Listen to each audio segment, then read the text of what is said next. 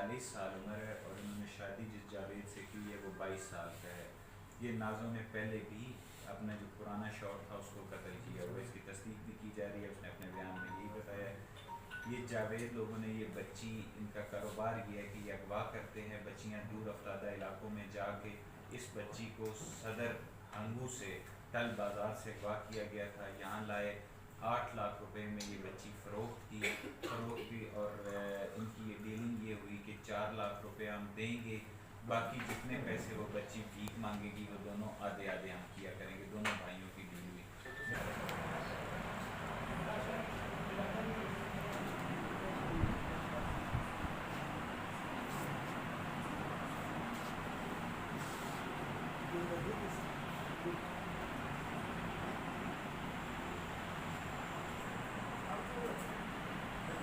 बताया कि मुझसे ज़बरदस्ती भीख मंगवाई जाती है।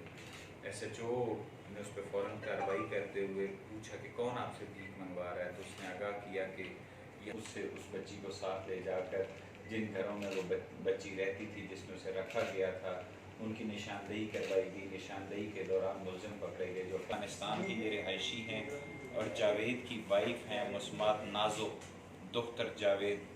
ये जो खातून है उनकी 40 साल उम्र है और उन्होंने शादी जिस जावेद से की हुई है वो 22 साल का है।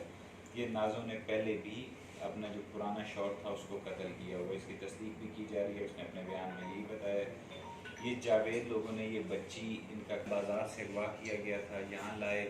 8 लाख रुपए में ये बच्ची के, बाकी जितने पैसे वो बच्ची भीख मांगेगी वो दोनों आधे आधे हम किया करेंगे। दोनों भाइयों की इन्वेस्टिगेशन की चीज़ें बाद में नजर आएंगी। पेशावर में पुलिस साहब का शुक्रिया अदा करता हूँ कि मेरे बेटे को इसको गुमशुदा बच्चे में हाथ में दे दिया और मैं बहुत खुश हो गया। इंशाअल्लाह अज़ीज़ फिर भी दुआ करेंगे, सारी हुकूमत को दुआ करेंगे।